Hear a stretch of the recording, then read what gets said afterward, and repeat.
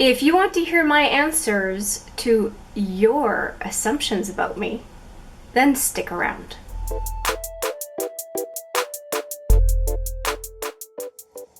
Just a quick note before we get started. I do want to say this is a long video, so I have put timestamps in the description box, and I do believe I'll have a pinned comment with the questions as well, so that you are not wading through things that you don't really care to hear about. You're welcome. Now let's get to the video. Hi there, it's Hélène and welcome back, or if it's your first time, welcome to HMM Makeup or Makeup. I'm on the hot seat today because I put out on the community page and also mentioned it in a video that I was open to doing a video on addressing the assumptions that you might have about me. And I have quite a few responses. I think I have 20 or 21. So we're going to go through, and if you did not expressly tell me that I could use your name, I will not mention who the assumptions came from. So again, there's only a few names I'm going to mention, and the rest are going to be anonymous. So I have my cheat sheet here of a screenshot of all the assumptions from the community tab, and also I had an assumption from a reminder post as well. Okay, we're going to go top to bottom. I'm not cherry picking. I'm just going to go from one assumption to the next. And some people provided a half a dozen assumptions. So there's a lot. If there are duplicates, I'll just skip them, obviously. All right, the first one is your house is extremely organized. Cupboards are organized by category. Well, you would be right if you're talking about my pantry. So all the spices are lined up. All the basic dry goods for baking are all lined up. And, well, every category. My dog food and dog treats and whatever are on a specific shelf and that kind of thing. My cupboards, all the dishes are stacked in appropriate ways. All my pans are stacked in appropriate ways. Basically, I know where everything is in my kitchen. And the only one that I would say is a little bit off is where I keep my Tupperware, my containers for storing things. There's always a lid missing, and it's always a mystery why I have lids missing on certain containers. I have no idea where they go. They go hide. I'm not sure what happens. But with Tupperware, that kind of thing,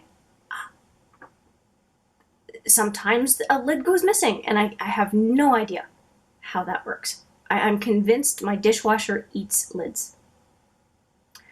But yes, I do have a relatively organized kitchen, and I like it that way. Especially the formal dishes, they are very much organized, because I never want to lose track of one of those plates, because they're hand-me-down from my parents, and who are both now unable to use them. My dad passed away and my mom is in care.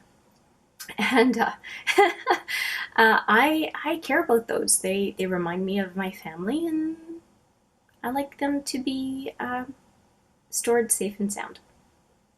I'm going to have to speed this up. The next number is you love animals. Well, that is true. I have been involved in a rescue. I used to rescue ex-racers who are greyhounds, or lurchers, which are a mix of greyhound and a coyote hound, and for the most part.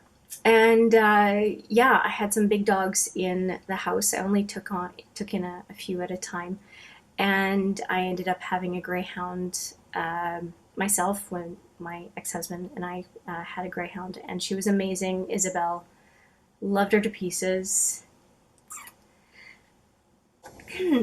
And now I do have Silhouette, a rescue from up north, and she's lovely. She's a great dog. She has been featured, as I cry, sorry, on this channel probably a half a dozen times at this point. I always have a stock video for her, my stock of videos, if you want to see some footage of her. Yeah, so I am attached to animals, and I think it's a good character trait. Okay, moving on. You got me with that question. Oh, and I've had turtles, and I've had fish. I've had koi fish in the back. I've got a big pond. And I've also owned... Oh, that's going to come up. I'm not saying a word. Moving on. I prefer a very small circle of friends. I'm going to say yes and no. A lot of my endeavors has me meet a lot of people.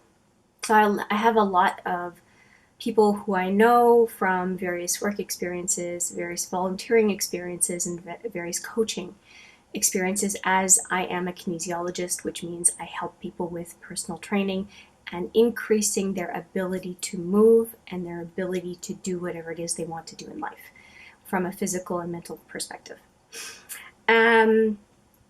So because of that, I have met a lot of people over the years. Now, who I'm going to invite for dinner, who I'm going to reach out to on a very personal level, it is true, it's a handful of people. YouTube has certainly increased that circle to a certain extent because I have found some amazing, caring, lovely people who are also creators and some viewers as well.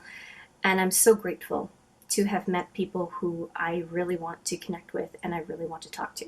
So that has been a super privilege of having this channel since 2018. Okay, hopefully the background doesn't look too different. I had to change my battery. I thought I had more juice in there, but I didn't. And we were still talking about relationships. And one of the relationships I'll mention, and I'll mention it because I know she's fine with me mentioning her, and I want to be respectful of other relationships that I have here on YouTube where I haven't talked about it or checked with the other person. I find that respecting somebody's privacy is really important. So I'm going to mention Steph, and the reason I'm going to mention Steph is because Steph and I have an ongoing, very public relationship here on YouTube. She talks about me, I talk about her, back and forth. We send each other stuff back and forth, and she is a lovely, caring person, and probably the absolute strongest friendship that I have developed here on the tubes, and very, very thankful for. If you have not checked out Steph's channel, I highly recommend that you go check her out. She is, in French we would say de l'or en barre, just nothing but gold comes from this individual, and she's just fantastic, and it just oozes off the screen how fundamentally lovely she is. So, and if you're watching, Steph, bonjour, hello, and yes, you mean a lot. I appreciate our friendship.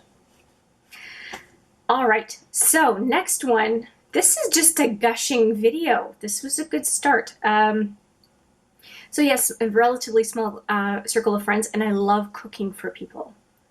To me, it must be a French thing. To me, if I want to get together with people, I want to cook for them, or bake for them, or whatever. There's going to be food involved. All right. It's a love language. Next question was, you love to be outdoors. Well, the answer is yes. I walk my dog at least twice, if not 3 times a day. We do love to go along a trail by the river. My backyard backs onto the river, and it's a lovely place to be. I also love to go for a 5K walk with Silhouette as well. She loves it. The further we can go from the house, the better. She's super happy. So we go along one bridge, cross over in a beautiful area in the city I live in, which is Winnipeg, and then we cross over the other bridge. So I live across the river from downtown, and it ends up being about a 5K, and my dog is just happy as a pig in poop, especially if she gets to see the groundhogs too, the groundhogs and the prairie dogs. Yeah, that really makes her day. She's quite the huntress, and anything that moves gets her attention. So yeah, really, really fun to be in the outdoors. And when I travel, I do seek opportunities to go hiking. And I'll talk more about that when I get to that question. You exercise regularly. Yes. I had better practice what I preach. So I am a kinesiologist, which means a 4-year university degree in exercise science. I train people, and I train people of all ages, from children to the elderly who need to get the strength to continue to be able to walk, that kind of thing. I have helped the whole gamut, and it is a very rewarding career.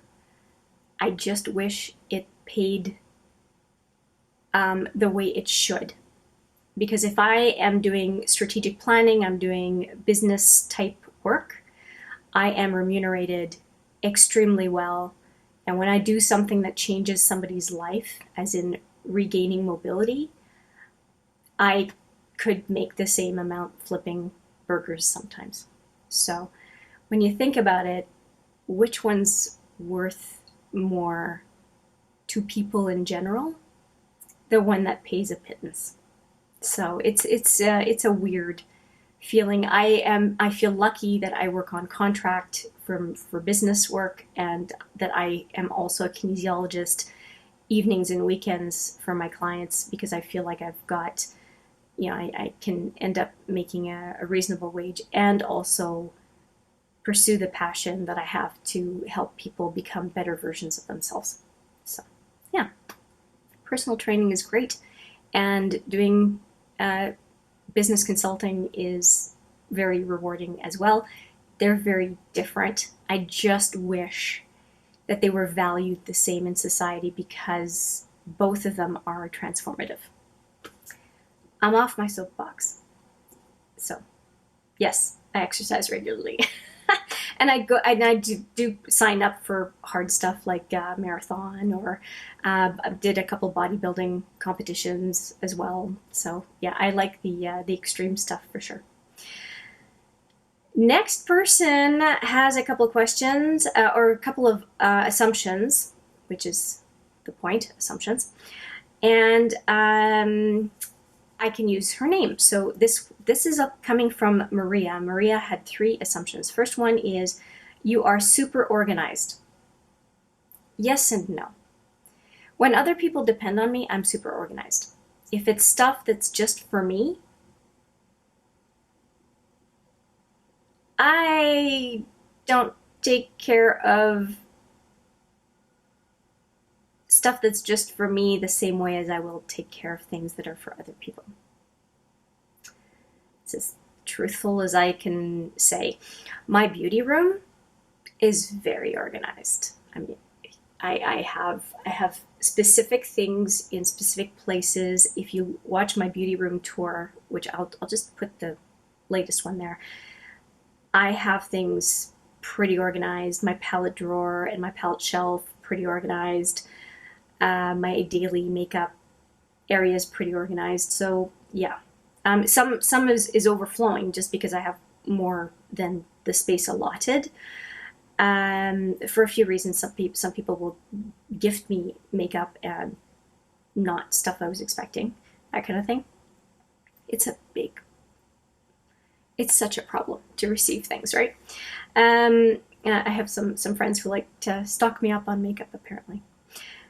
So super organized, yes, but sometimes things overflow and I don't have extra space to put more stuff, and sometimes I don't want to declutter just because I have too much of something, because I like it, so I'll keep it, And I would say here, the second one is, you are a teacher or have some experience in education, no idea, but you speak really clearly and slowly. Well, I might not be speaking quite the same way in this video. All right, Maria, you're on to me. I taught in the business courses. I taught some business courses at the University of Winnipeg, and was also a guest lecturer at the University of Manitoba, both of which are in Manitoba, Canada. I have taught and spoken, so I do some seminars as well. I've done so in French and English. French is my first language. And let's see, so I taught a few courses. I taught some courses in accounting at University of Winnipeg. I did a strategy seminar at U of Manitoba, and I have done a bunch of consulting in businesses, so doing some business consulting via presentations, and also in not-for-profit settings. I've also emceed events, the Business Excellence Gala in Manitoba. This would be almost 20 years ago. Almost? It's over 20 years ago. I was the MC for Black and White Gala. And so I'm very comfortable with public speaking, and I do also train people. So I do classes, and so I do classes in Olympic lifting. I do classes in just strength training in general, in multi-station challenges, that kind of thing. So I'm quite used to directing a number of people, and so yeah, I guess it's an integral part of what I do on a day-to-day basis, and I like serving people. I like helping people figure things out, and also help people come to their own conclusions when they have a set of decisions to make, or a decision to make, and help them make some informed decisions. So yeah, kind of a tangent, but hopefully I answered your question. If it was rambly, maybe I'm not that great of a public speaker. Last, green is your favorite color. It is not, although I do have a garment that is green that I absolutely love, and I'll show you that in a bit. My favorite color is purple. Purple is my absolute favorite color. And to add to that, yellow and lime green are beautiful, in my opinion. So yellow, lime green, and purple. And I say lime green because to me green, green, basic green, Kelly green, and lime green, they're very, very different. So if you say lime green, yes, green is my favorite color when it comes to lime green. After purple. Purple's the first. Purple, lime green, and yellow, I would say. Yes. Okay, and incidentally, those three colors were on my favorite sport bike that I bought. I was big into sport motorcycles, and my favorite sport motorcycle was purple, green, yellow, and white. It was a 600 F3 Smoke and Joe sport bike, and I absolutely loved it. All right, moving on. Now I have a bunch of assumptions, and then I have somebody who did not offer up assumptions, and I'll leave that to the end. Okay, next is you eat extremely healthy.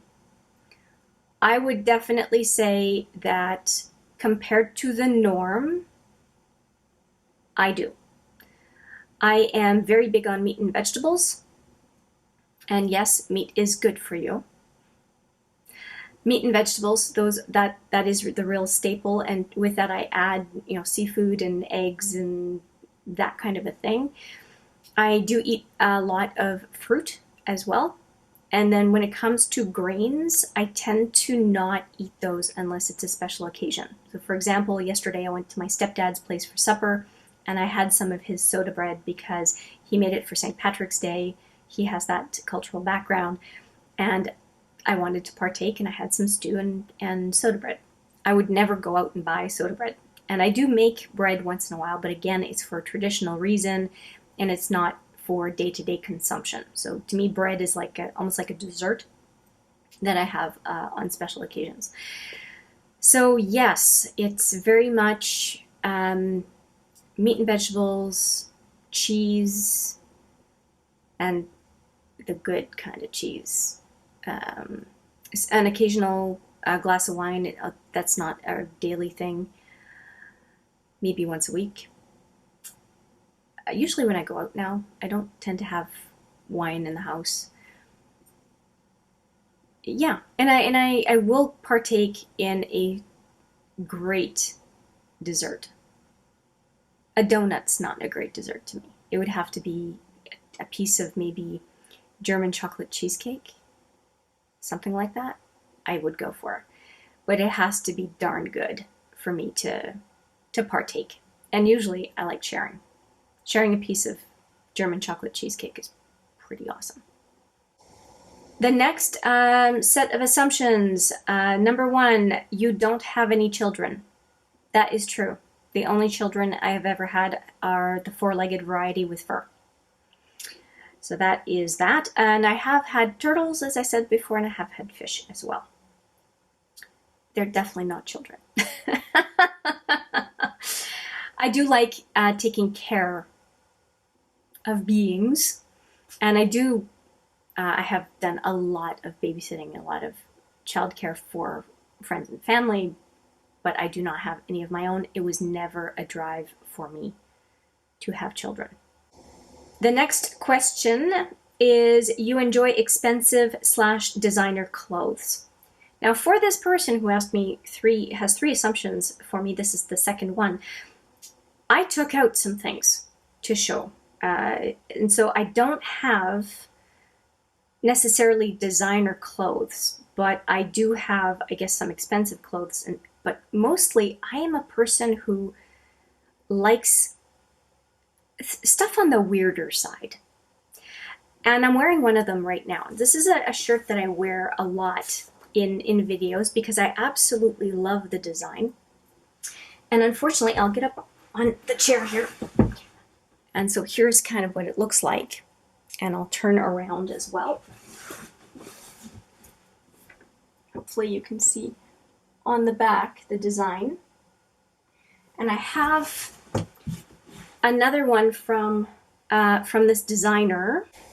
So here's another one that you may have seen over the last while on this channel.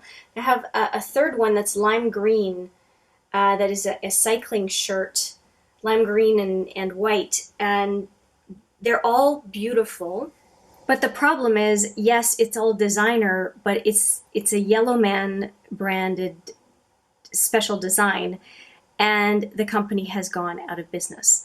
So I'm very, very pleased that I have three pieces, three tops that I wear and love. And I have a couple of men's tops that I'll probably end up starting to wear. They're quite very dark tattoo type of designs, but I'll probably end up wearing those as well. And I cherish them because you can't buy them anymore. The company's gone out of business. So I do love special clothing. Another one that I have that happens to be a green garment it's lovely fabric, and it is a wraparound skirt, and it's quite long. It goes down to my ankles, and it just ties up with in a knot. But the fabric itself is what has me absolutely loving this skirt. And interestingly enough, it is an Oriental skirt, Oriental fabric design. But I ended up getting that at just a 10-minute drive from my house at the Forks Market in Winnipeg. It's used to be Global Connections is what it was called, and I don't think they're there anymore, if memory serves. So lovely skirt, lime green, love it. And I did pick up some other clothing in my travels, and I have a few that I can show you really quickly. So I have this one that I bought when I was in Beijing and Shanghai. I'm pretty sure that I bought this one in Beijing, and it is very form-fitting and it's very flattering. And I wear it with a long black satin skirt. So this is a top. So it's a beautiful reminder of my trip to China, and then I was in my mid-20s. And this top, which I have worn a lot and I really enjoy, is from Guatemala.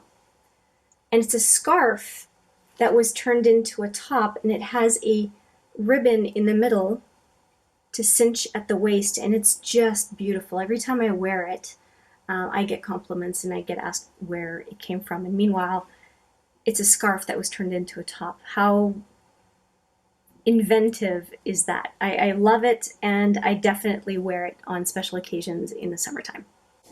And another one, and I think it's the last one that I have to show you, other than a couple of scarves. No, I have one more after this. This is a throw rug that was turned into a poncho. Again, very inventive, very interesting. It's super warm. I love wearing it with my knee-high kind of camel color leather boots in the fall. This is my kind of spring and fall go-to to stay warm, but still have warmer weather coming around. And I really enjoy that as well.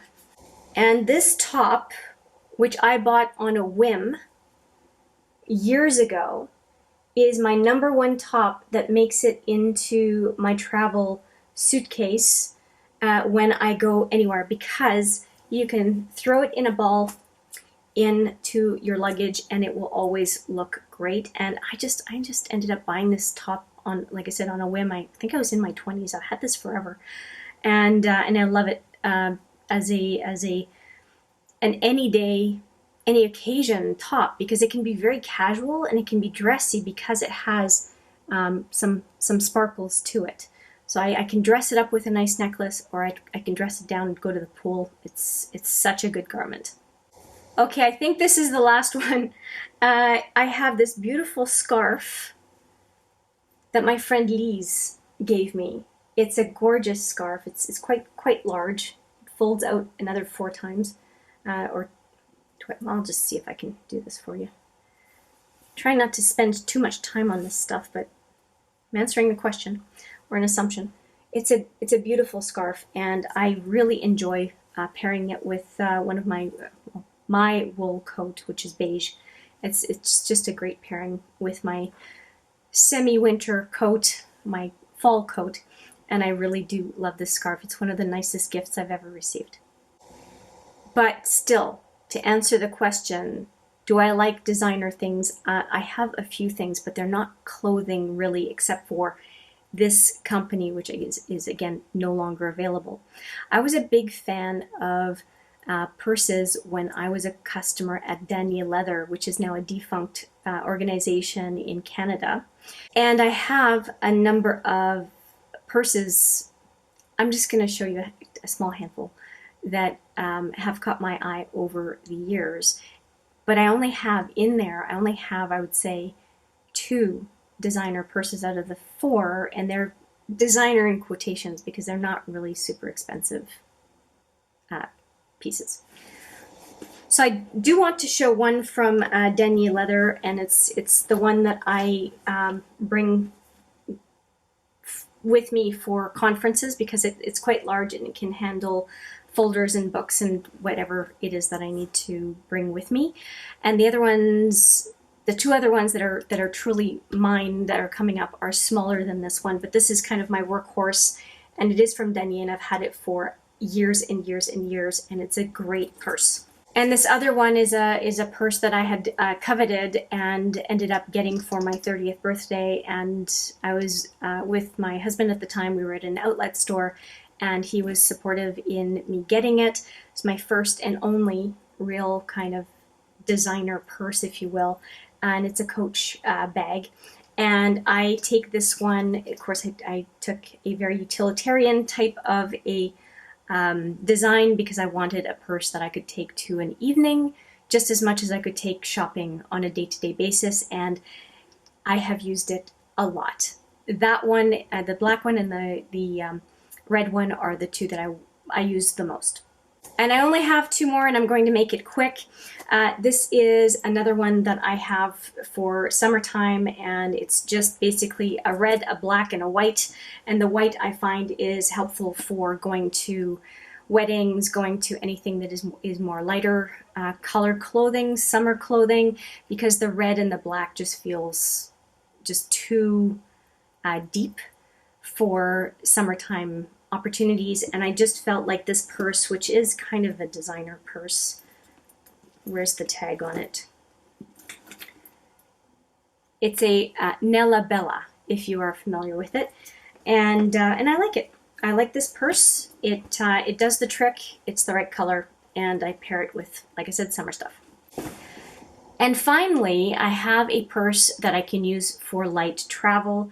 It is a purse that was a hand-me-down very recently, and is my stepdad who gave me my mother's travel purse or travel luggage for on the plane travel, and one checked luggage and one that you can bring with you on the plane.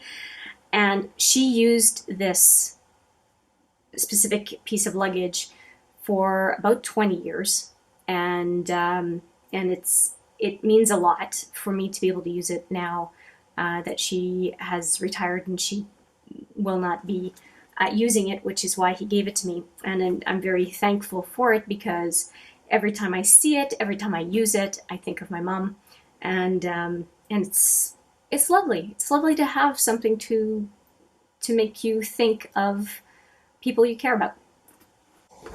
Okay, so that was my answer to you have expensive / designer clothes. I do have other stuff that I could talk about, but I think I've answered the question. I like unusual, pretty things, and I have a handful of things that are pretty special to me, feel pretty unique, and I'm very grateful and love using them, having them in my life, and sharing them with other people. And I think I've answered you prefer travel over a staycation when I talked about the number of places related to these purchases. I have traveled to over 20 countries now, and I have no intention of stopping. I have been to almost every continent, and I really love experiencing new foods, cultures, music styles, languages, and I will definitely resume travel once I deem I'm comfortable to do so. I really enjoy the ability to, almost like Star Trek, explore interesting new worlds, right? If you don't know about something, it's to discover, and there's so many cultures on this little planet of ours that there's a lot to learn about. So very, very grateful. I feel very grateful to have been able to travel quite a bit so far, and I do want to do more. And I do think that Germany and the Netherlands is on my short list, and we'll see what happens. The next question is about books, and boy, do I like that topic. And it is, I like to read and nonfiction reading. I do read the odd fiction book, but fiction is not my primary choice. And I have a few exceptions here where there's a fiction book, but there's a lot to learn through the story, and the purpose of writing the story was to teach the lessons in it as opposed to just the story. So let me show you a couple of my favorites. So Zen and the Art of Motorcycle Maintenance is amazing. It is absolutely a must-read book. I think that Viktor Frankl's Man's Search for Meaning, it used to be a black book. This new edition is a different format. Viktor Frankl was a neurologist, a psychiatrist, and a philosopher. I mean, he covered so many different areas, and he was able to identify what it is that makes people resilient.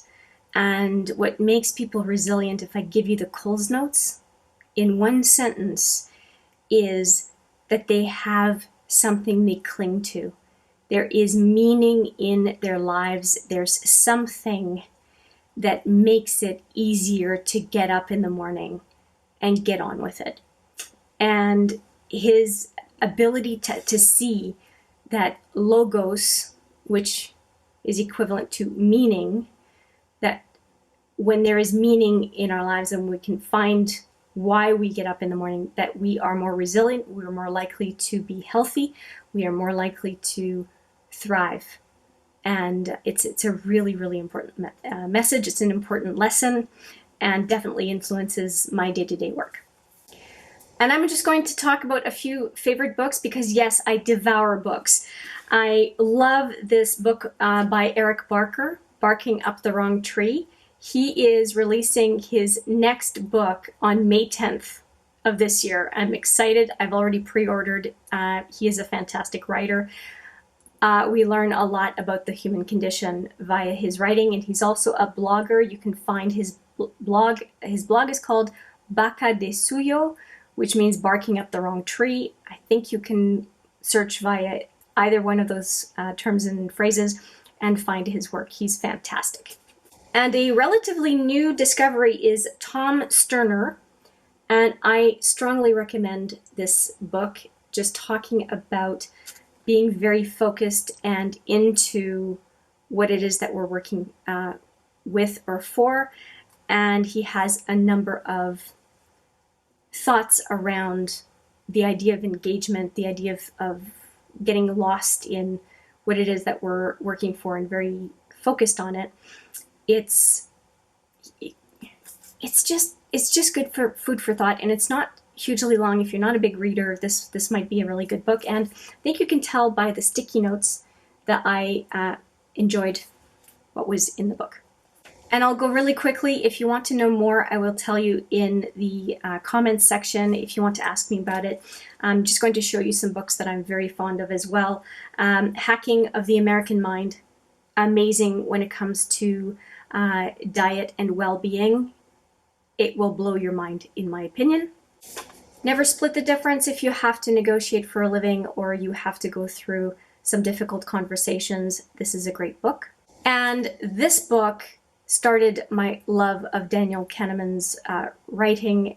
Thinking Fast and Slow explains how our minds work. And he has released, he and two other co-authors have released this follow-up, which is called Noise, and I have not gone into it, but I cannot wait to read it. This one I had read via borrowing the book from the library. I liked it so much I bought it, and then without knowing anything about this one, based on the first book, I knew that I would likely really enjoy and get a lot out of this book. So yeah, Daniel Kahneman, I'm always interested in what he has to say. And for anyone who has to do a lot of writing, a lot of correspondence, I think this book is awesome. Get to the point.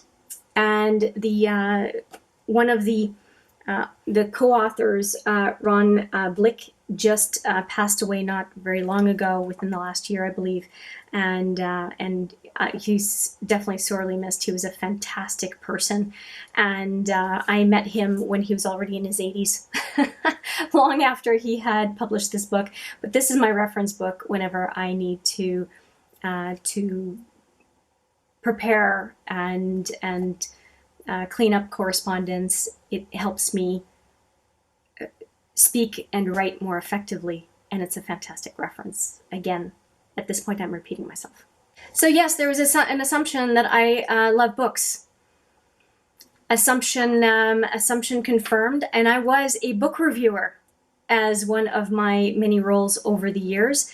And yeah, and I even have, if you find the channel Free to Pursue on YouTube, you can see some of my videos doing some book reviews, offering some book reviews on even some of the books that we have, I've shown you, that we've talked about here today. All right, I've got to get faster on this stuff. Next up, yes, we're still filming. One of the questions, you don't care for cats. Well, I have owned cats. I don't mind cats. Between cats and dogs, I do prefer dogs, but I have owned cats. I owned Café, and I owned Dash, and they were fine cats. And Café toward the end was a little bit difficult to deal with. She was a tortoise shell. The other one was a tabby. And yeah, but I have owned cats. I don't have a dislike for animals in general, but if I do have a choice, I'm probably going to have a dog. I'm very active. Yes, I've done a lot of different sports over the years: kickboxing, marathon running, swimming. I was a swim instructor, bodybuilding, Olympic lifting, and more. Yeah, I like to try different things. And I do tend to like not team sports. I prefer solo or very, very small team type activities. That's my preference. The next one, and these questions are from Amy. The one about don't care for cats, are very active. And this third question from Amy is, or assumption is, you are a daredevil, or you can be a daredevil, and yes. I owned a sports motorcycle for years. My helmet I got custom painted on the back was a skydiver, because I would take my motorcycle, ride for a half hour on the highway, go jump out of planes once or twice, and then ride home. And my mother thought she was going to have a heart attack because her teenage daughter, I think it was 17 or 18 at the time. No, I was 18 for sure. 18 at the time, and 18 to 20.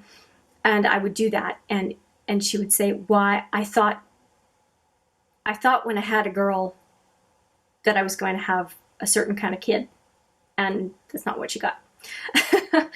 So skydiving, bungee jumping, motorcycle riding, horseback riding, I don't think that's too wild. What else? Backpacking. Yeah, that kind of stuff. Weightlifting, Olympic lifting. Yes, I am definitely somewhat of a daredevil. Bungee jumping in Africa was probably kind of neat. And going on safari and that kind of thing as well. So done a few things. And here's another one. You are not a fan of orange. It's kind of true. It's kind of true and kind of not. It's strange. When I'm in the mood, I will wear orange. I think the reason I don't care for orange and forest green and forest and khaki green is because my mother kept telling me those were my colors. And she kept buying me clothes in those colors, even though I was not attracted to those colors. And because of that, for me to wear green, and I'm not talking about lime green, but like forest green, khaki green, and orange eyeshadows and orange lipstick, it just puts me back into that box of you need to be wearing orange and green, and I don't want to. Orange and forest or khaki green or olive green, I'll wear it when I feel like it, but I don't like it to be imposed. So I shy away from those colors for that reason. And I have somebody asking about whether or not I'm French Canadian, and I did answer that earlier in the video. I speak French, it is my first language, and I'm quite proud to be bilingual in Canada and be able to function in both official languages. And so yes, confirmed.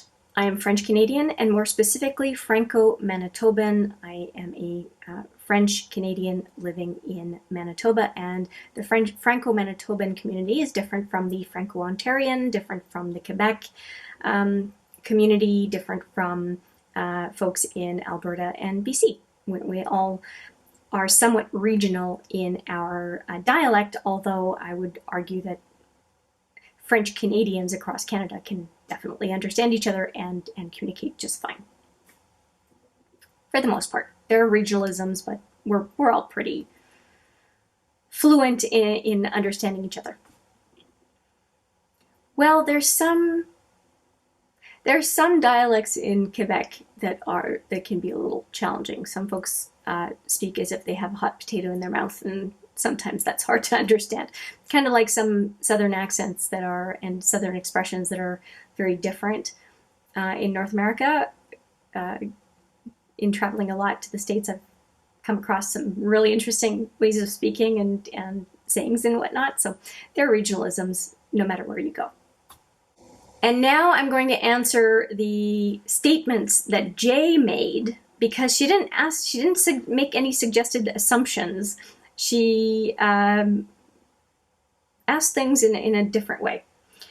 So Jay says, not in the vein of assumptions, but tell us your food heaven, food hell, and a guilty pleasure. So food heaven, for the most part, is sushi. I really enjoy sushi, but I don't have it very often, and my favorite would be rainbow roll. I really enjoy that. I enjoy seaweed salad, and I enjoy, oh my gosh, I have it on the tip of my tongue, but I don't remember. The green beans. I don't remember them. It's been a long time.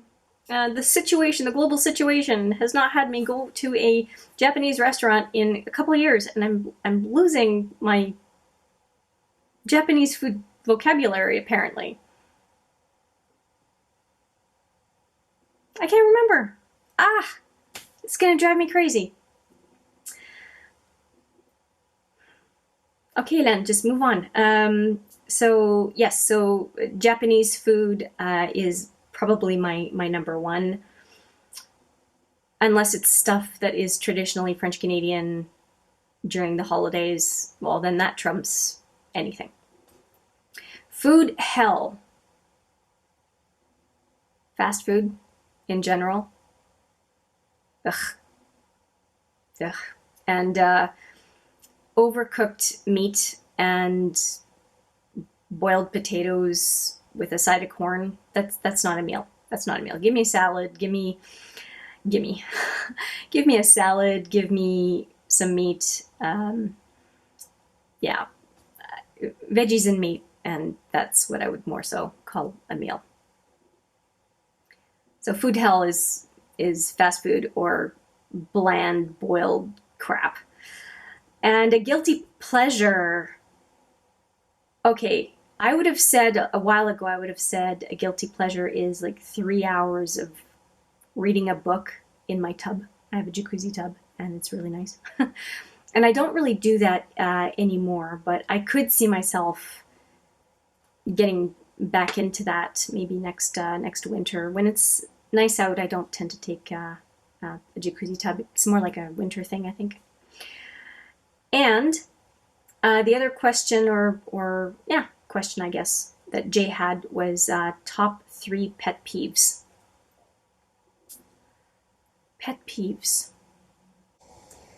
People expecting me to drop everything and do whatever it is that they're asking in that moment, whether it's at work or it's personal.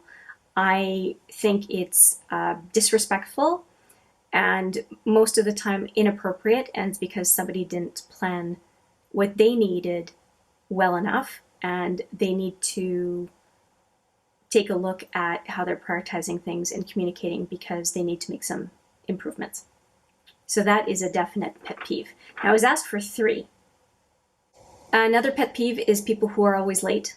So if we are getting together with a bunch of friends at a restaurant and we're waiting on one person and we are waiting to order, and we have other things to do in the day, I can't stand that. That drives me absolutely bonkers. A third pet peeve is someone who has borrowed something from me and I ask for it back, whether it's something or money or something like that, some sort of a resource, and they are slow in meeting their commitments. That tells me something about the relationship or about the trustworthiness of the person, and it definitely irritates me quite a bit because I would have trouble seeing myself do the same thing to somebody else. So that would be it for top 3 pet peeves, and I think I answered the other one as well. Yes, I've got all of those. So that is it. Assumptions and top questions, I guess, from Jay as a final category. I hope you enjoyed this. This was rather long. I'm never quite sure how to handle these kinds of videos. Let me know what you think in the comments, and if you have follow-up questions to anything I've shared, please let me know as well. I would love to hear. And with that, I will say thank you so much for watching and listening to my rambling. and I look forward to seeing you in the next video. But for now, take care.